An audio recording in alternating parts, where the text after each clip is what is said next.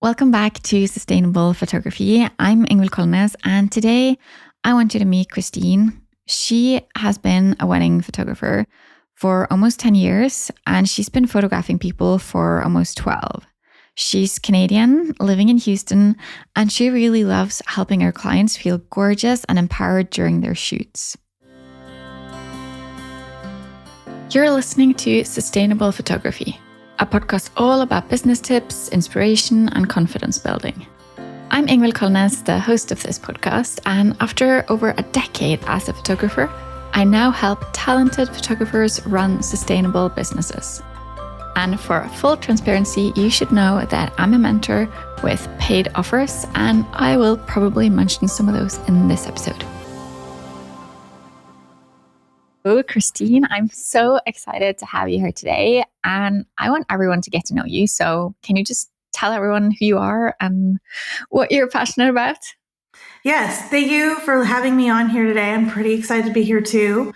I'm Christine. I am a wedding and portrait photographer in Houston, born and raised in the Toronto area in Canada, and I've been photographing people for well over 10 years now. Wow, 10 years. That's, Yeah.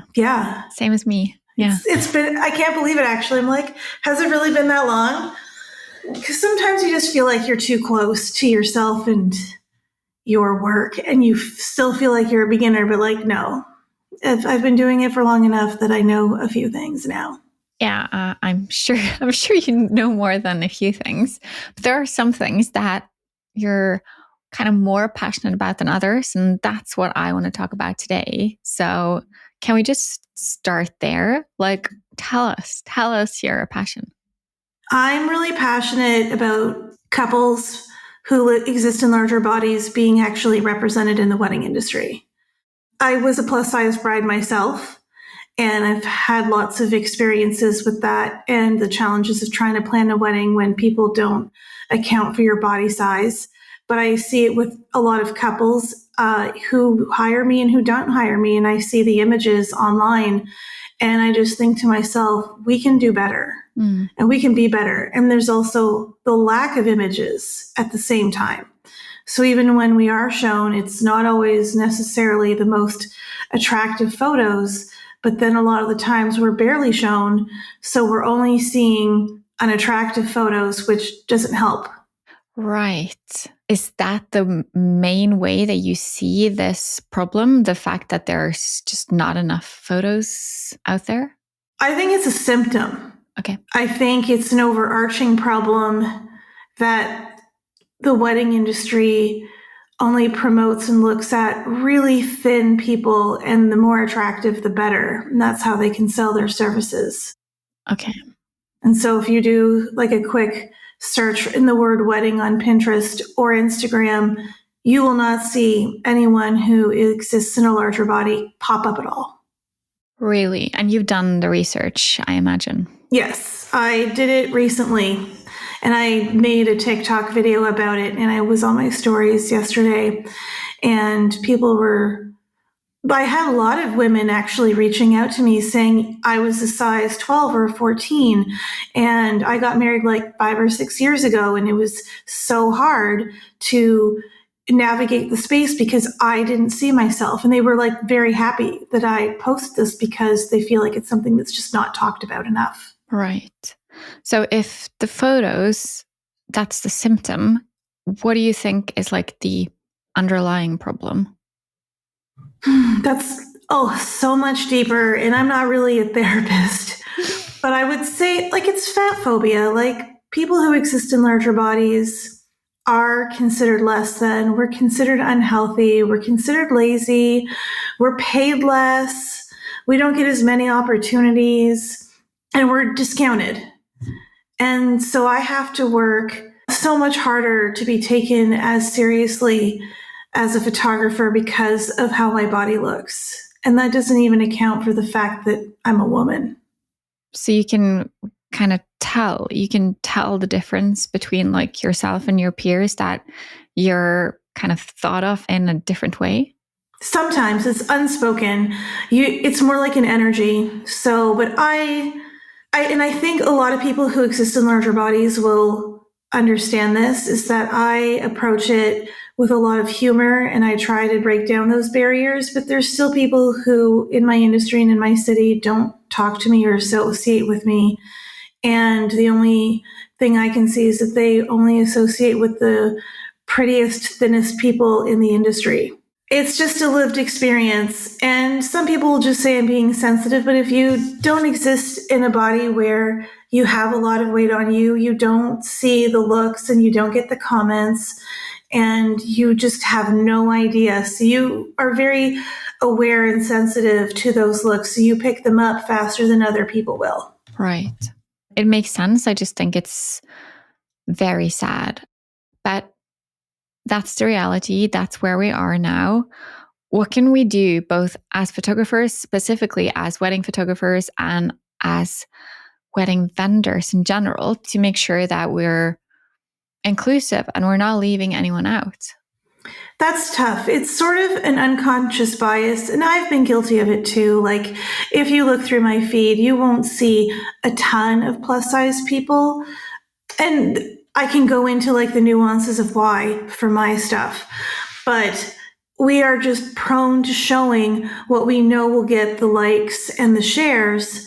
And so our unconscious bias plays into that. And I think that if you're avoiding communicating or getting to know someone who exists in a larger body because they make you uncomfortable, I think you should look inward and ask yourself why that makes you so uncomfortable. What is that person who's just doing their best? Why is that something that triggers you? And I kind of imagine that maybe it's harder when you're a plus size bride to just find a wedding dress that looks good, because I think there's just fewer options, which makes it even harder. It kind of just reinforces the whole situation. It really does. So I got married in 2011. I was in the Toronto area and there was not a single shop who carried any sample sizes that I could try on. And I was told to pin it to the front of my body. Like, that would work and I'd be able to tell. Yeah. That doesn't make any sense. Like, I can't tell how that's going to look on my very voluptuous butt. Like, I don't know. So I had to go to David's Bridal in the United States and try on dresses because they were the only retailer back then who had sample sizes that would fit my body. And thankfully, in the last 13 years, things have gotten better. We have more designers who are creating more sample sizes that are larger, but then it also comes down to the gown shops to order those sample sizes in those size to help women who exist in larger bodies to be able to wear these, try on these samples. And also, another thing about sample sizes is that they're generally, say if it's a size 18, it's actually going to be a size 14. Like, wedding gown dresses are not street size samples. So say if you're me and I'm a size 22, I would have to go to specialty shops to be able to find a sample that would fit me. Right. I still wouldn't be able to go somewhere. And there's a few in our area. There's Olivia's Bridal House in Houston that's amazing. And there's a few other shops that also carry plus, but she makes a point to carry like a great range, like up to a size 30. And I'm like, that's incredible. But I mean, having the sizes, that's, I would imagine, one part of it, but the selection that you'd have to choose from, I mean, that would probably be even harder to like find something you actually like. So much harder. Yep. I've found that there are a lot of dresses that use like the same lace for all the plus size dresses. And so all of the plus size brides start to look the same, and they're not given like the new cutting edge, beautiful, trendy dresses as samples to try on. So we just look like we're not trying when we don't have the ability to try because we're already taken out of the equation. Yeah, no options. And I know that Bridal Fashion Week is happening in New York City. And I think that they would be hard pressed to have one single plus size body there, especially since the latest trends have been, showing smaller and smaller bodies because we're revisiting stuff from the 90s where cocaine chic was a thing, which was a very bad time. Yeah, that all makes, well, I was going to say it makes sense, but it does make sense when you are already saying what you're saying. So yeah, I understand. It's really just making the situation worse and worse. But is there like, I don't know, plus size bridal magazines? Like, is there something to kind of deal with this problem in a way, or is everything just the same?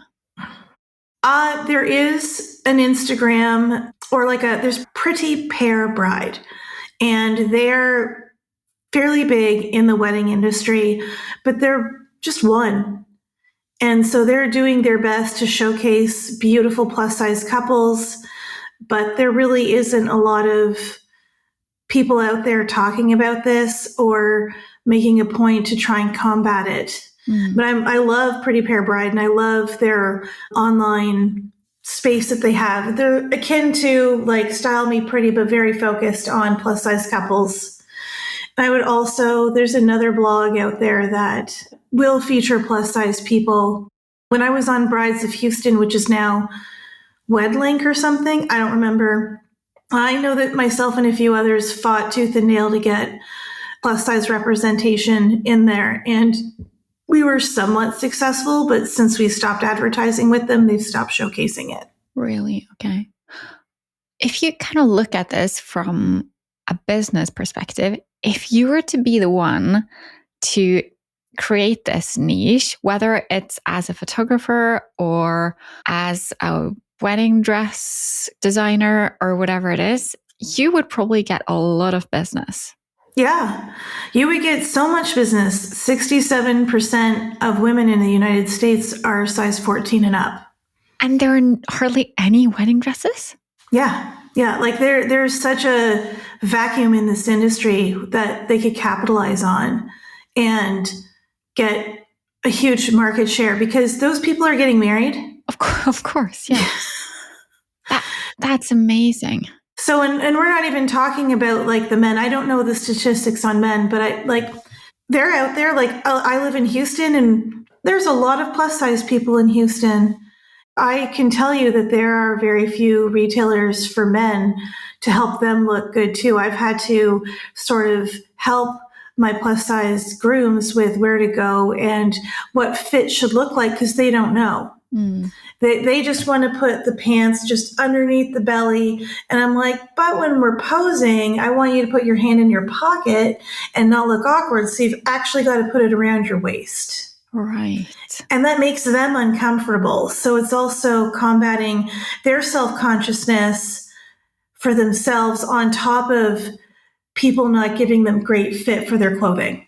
Right. So in a way, when you do what you do, which is make couples feel great, it's not just about the posing, which we're going to get to, but it's also about helping them find the right clothing that would actually fit them in the best possible way. Yeah. Yeah, I've tried to make friendships and a network in the Houston area with retailers so I know who to refer people to and help them. That's really great. If you know someone that could benefit from listening to this podcast, please send them a link to check it out. There are episodes from everything from pricing and finance to growing confidence and setting boundaries. How do you want people to perceive photos taken of plus-sized people and couples? I want them to approach it like it's any other person, and they're putting as much, if not more, effort into making them look beautiful and make it about the moment. Because a lot of the times when they don't know how to pose a plus size person, then your eye goes to the fact that that person looks weird or uncomfortable.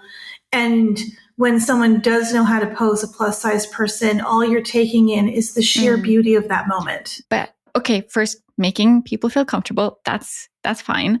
And then there's posing. But is there more to it? Is there more to like, is there a technique? Is there something to do with lighting? Like, how do we actually accomplish this?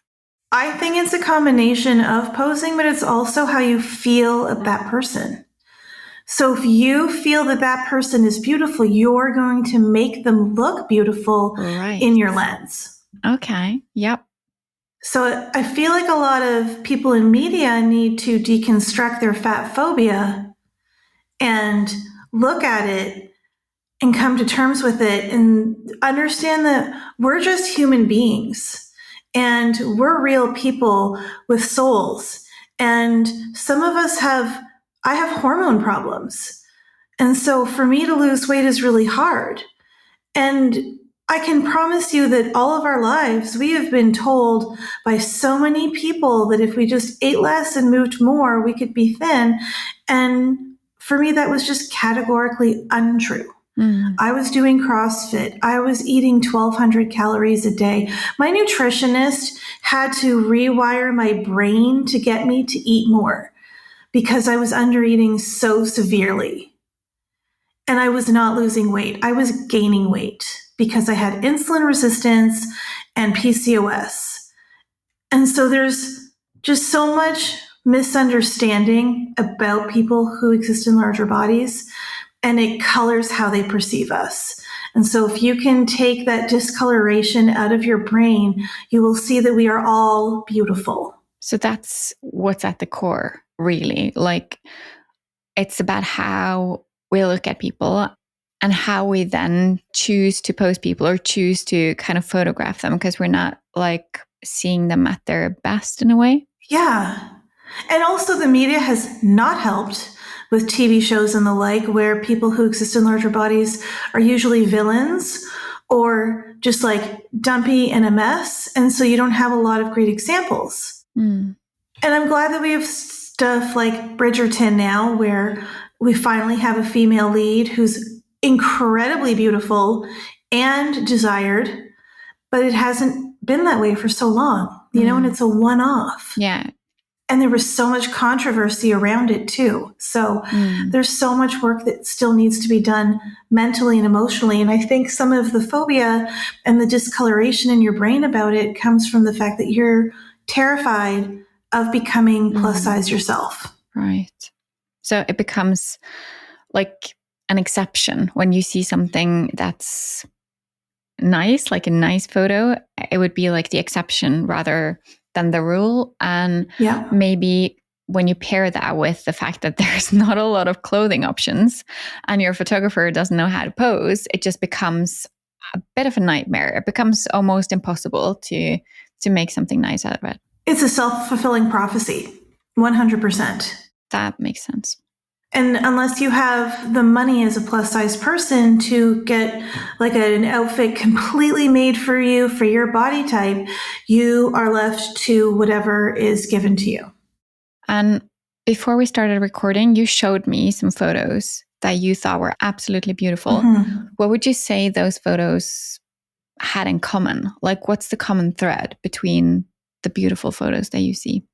I feel like the photographer knew how to pose that person, and I really feel like they loved that person, but they also took the time to make sure that they looked incredible, and they were focusing on making them look almost like fine art. Right. There was one photo where the veil just completely went over her and the flowers were underneath, and you only see straight-sized people in that pose, in that sort of beautiful artistic way that she was captured. And it was refreshing to see a plus-size person look so stunning and look like they could be painted and just go on a wall looking exactly like that. So really, that's an example of a photo where the same exact thing could have been done, like no matter what body type you have. Yeah. I would even say like you need to start looking at plus size people like they can be art too. Because I feel like we look at straight size people like they can be art, and we pose them and put them in outfits and do hair and makeup that helps transition them into that. But plus size people, a lot of the times from what I've seen personally, are not given that same attention, that detail, that sort of like over the edge beauty attention that straight size people just get. Yeah, because that's how it sounds to me like now, where it's just a matter of the eye and the attention. It's not really anything else. I understand that in some instances that is the case when you have to be mindful of posing and everything like that, but it doesn't have to be like that. And in those cases, it's just a matter of you just have to use your eyes and just do it. Treat people with the respect that they deserve. Yeah, look at them like they're real people. And I would say fall in love with them a little bit. I think your photos become so much better as a photographer, categorically across the board, when you really love the people that you photograph. You can see the changes in the photos you take when you really care for them. Yeah, I think you're right. I have had a couple of couples where it's like, oh, these people are not the nicest to me. And that does make it a lot harder when it's like, oh, I don't know what to do because I just don't like them. Yeah. So yeah, I think you're right. You do have to love your couples. Yeah. So again, I feel like we need to do some internal work, because if you're going to capture plus size people and it's important for you to showcase them, then we need to figure out how to get you to love us. We can't infect you with our fatness. There's no way. And we're all struggling with a whole bunch of stuff internally ourselves. And we want to be seen. Yeah. But when you do pose, since we're already talking about it, when you do pose, what can we do as photographers to make plus size people, couples, feel confident and feel like they're supposed to feel on their wedding day? I would say you need to have the conversation with them before the wedding or their engagement session about their body in the most delicate way possible, because we are way more self-conscious about our bodies than a straight-sized person. We don't like our arms. We don't love our bellies. Sometimes too much boob makes us look larger. And of course, every person I've ever met doesn't like their double chin. So it's not everyone. Some people embrace their body and they're like, whatever, let's just have fun. But there's other people who are incredibly self-conscious, and you need to just have that conversation with them beforehand and say, hey, I just want to be really aware of what makes you anxious and how you want to be captured, because I don't want you to come back to me after I send you your engagement photos and you say, can you edit me to look thinner, which is, I don't want to do that. Like, I want you just to feel beautiful. So what are your hangups about yourself so I know how to pose you better on your wedding and at your engagement session? Because once I know what their hangups are, then I can know what poses to do with them. Right. To make them look better. Okay. Yeah. And so then when I get to and I try to make sure that every couple does an engagement session, because not every couple fits together the same. And so you have to learn how to capture them in their unique way.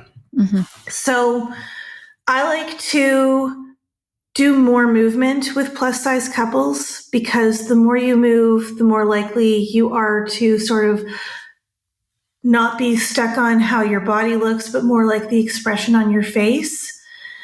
But I also really, and this is a big thing for myself and a lot of plus size people, is if you just have a lot of like straight size people, you can just put them belly to belly, forehead to forehead, and it's a beautiful photo. But with a plus size person, we're wider, and we're self-conscious about both our stomachs and our butts.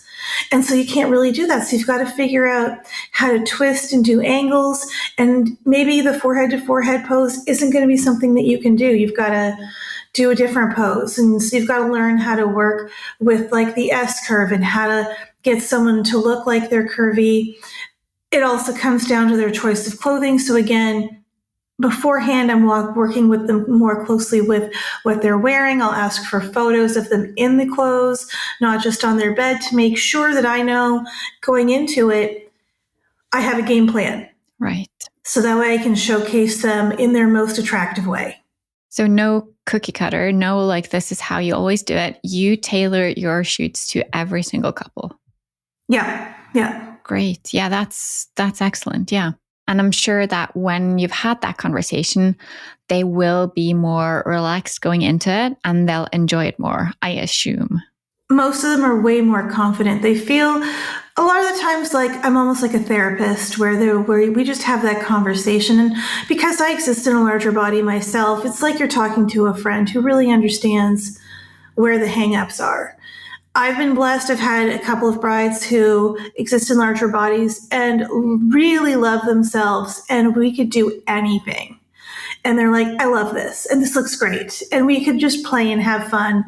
And that was a lot of fun. And she knew how to dress herself, and all of her clothing really did accentuate all of the best parts of her body, showed off her curves in a beautiful way. And we just leaned into it. Right. When you're kind of talking about this and explaining it, I am wondering, do you think it's easier for you to relate to your clients and for your clients to trust you since you yourself exist in a larger body, like you say? And do you think it could come across in like a wrong way if someone else were to do it? I don't think it would come across as the wrong way if someone else were to do it. I think that the more people who have the knowledge on how to approach someone who exists in a larger body, the better. I just have more lived experience. Right. That's it. I just have like that. You look at like if people who've gone through trauma together, you just have to look at each other and you see in each other's eyes what they went through. And so we just know. Okay. But if someone really wants to start showcasing couples who exist in larger bodies, you can just sort of lean into trying to understand where they're coming from without judgment. Because there's a lot of judgment that is placed on people who are plus size. A lot.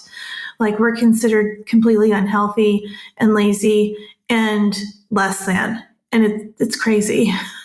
Yeah, I understand. It must be really hard as well when you're feeling like so left out. Yeah. But it's really funny though that as a plus size person, you've been left out of a lot of things. So it almost becomes like sadly normal. Oh no, that makes it worse. No. I approach situations like, all right, I'm going to see how far this will go, but it may not be 100%. It could be like 80%, where my other friends who are thin will get to the 100%. And I'm aware. Yeah. But one thing is the posing, because you have a system for that. You talk with your couples and you know how to pose them. What about when it's not posed shots, like candid shots from throughout the wedding day, for example? How do you deal with that?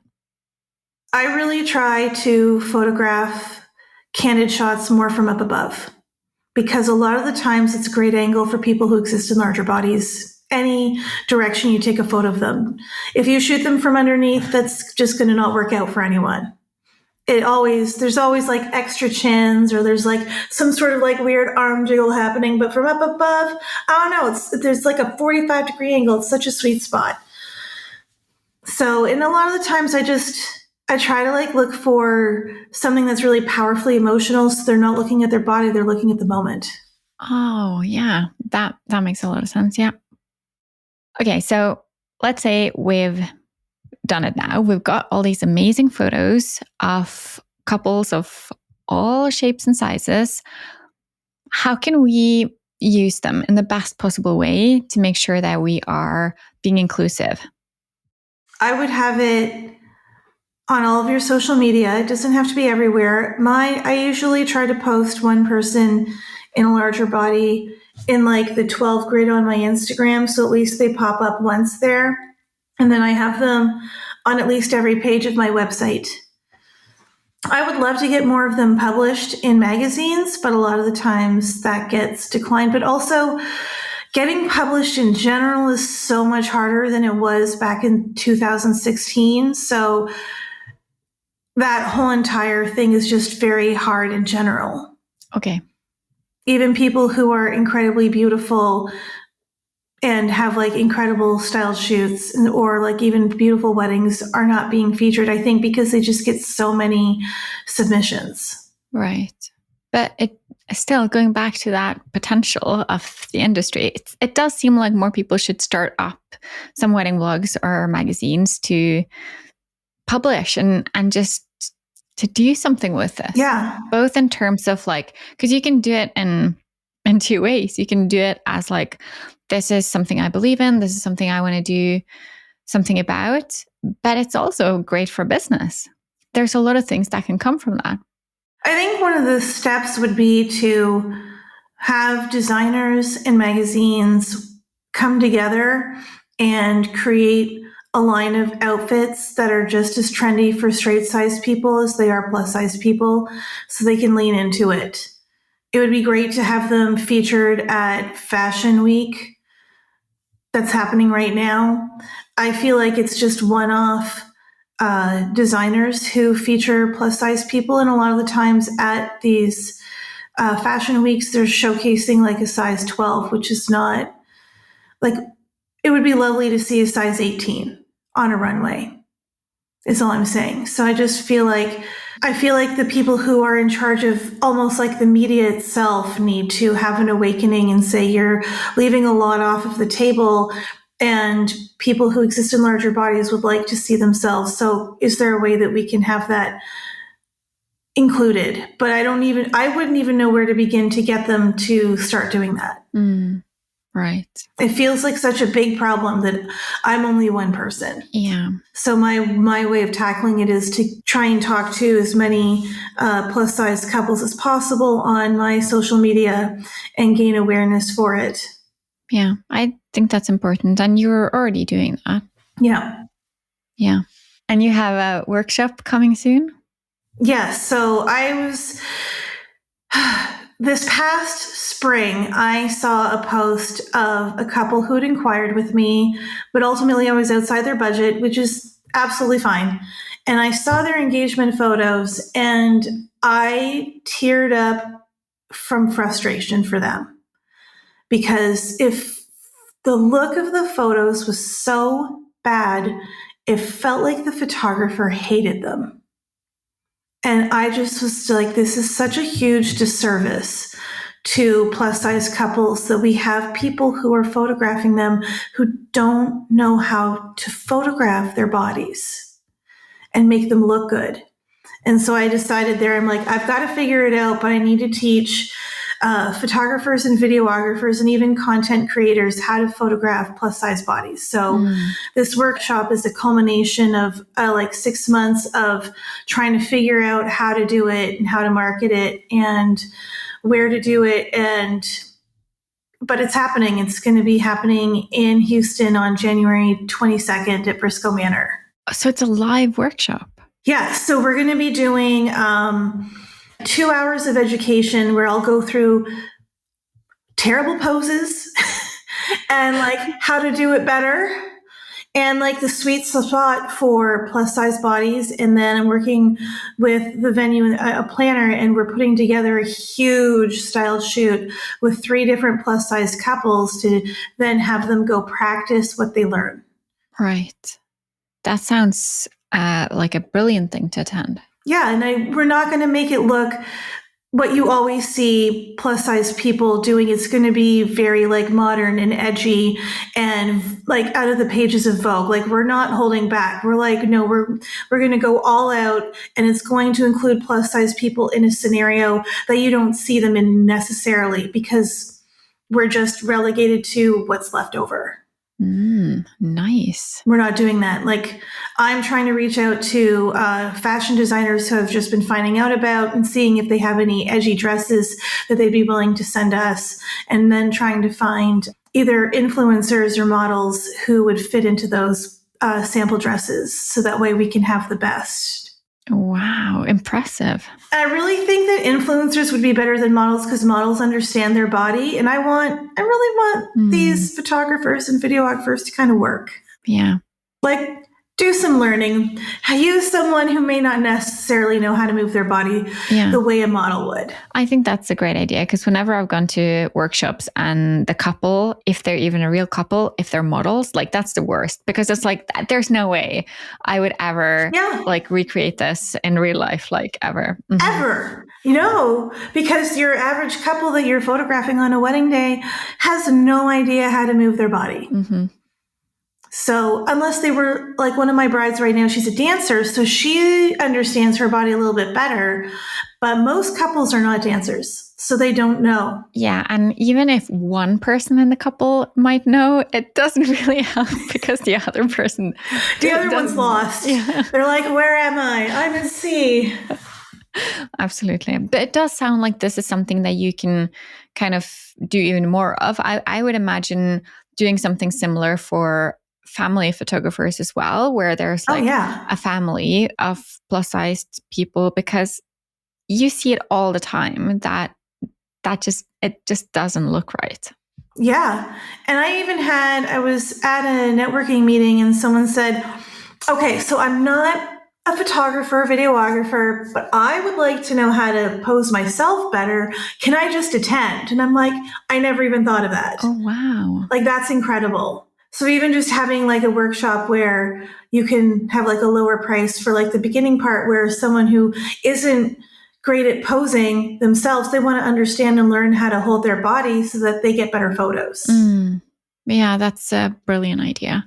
And I hope that you can get enough publicity for this so that it gets picked up and people start to see like it doesn't have to be as awkward as they might have felt up until this point. Yeah. Both in terms of like how it feels for the couples, but also how it feels for the photographers. Because if you don't know, then it will be something that you're scared of and you don't really know how to handle it. Oh, I was terrified the first time I captured a plus size couple.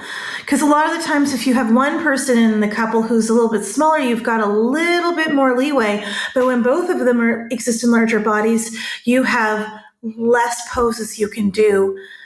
And it becomes more of a challenge. Right.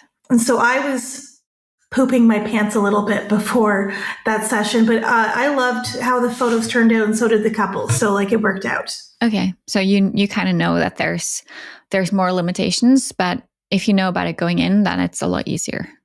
Yep. Okay. I'm sure it's going to be very helpful for those who attend your workshop and for those of us who aren't in Texas. What can we do to learn more about this? I am working on making it into education that exists on my website. We're not there yet because we haven't had the first workshop yet, but also one of my goals is to travel and teach people and make the workshop something that happens in different cities. Nice. Yeah. That's a great goal to have. Yeah. So I think that some people can travel to me, but I can also come to them and we can use like the beautiful spaces that are in those cities that you usually only see size 0 couples being photographed at. And we're going to put some plus size people in there and make it look just as good or not better. Amazing. Yeah. Look at you transforming the wedding industry. One person at a time. Yeah. Yeah. That's great. That's great. So where can we go to follow you, to learn more about what you do? I know you're on TikTok. Yes. So I'm on Instagram, TikTok, Swish and Click Photography. And then my website is swishandclick.com. Nice. I will be sure to put that in the show notes so that we can easily go follow you and try to learn something from what we see on Instagram and TikTok. Yeah. And don't be afraid if you have a plus size couple to post them in your feed. Like, I know sometimes you're not going to get the same like 100 likes, but you're showing up for a demographic who feels truly ignored. That's a very good point. Yeah. Thank you for that. Thank you. Thanks for having me. It was so fun. Yeah. I'm glad we got to have this conversation. It's really important. It really is. It's very, very passionate for me to have us be seen as beautiful, because I feel like a lot of the times people who exist in larger bodies aren't considered attractive. And that's just not categorically untrue. Yeah, definitely untrue. It's not okay. Not okay. I'm glad you're doing everything you're doing to both to change the wedding industry, to empower photographers to do a better job, but also to make couples feel beautiful and like themselves. Yeah. I don't want them to have the disservice of having someone look at their engagement photos and get emotional about it because you feel like the photographer hated them. I don't even know. Like, I don't know what to say to that. That's just, not okay. It isn't. But thank you. And I will link to your Instagram, your TikTok, and your website. And I can't wait to hear more about how your workshop went. I'm so excited for it. It's going to be amazing. It is. Yeah, definitely. Thanks so much. Thank you. You just listened to an episode of Sustainable Photography. Please share this episode with a photographer you care about.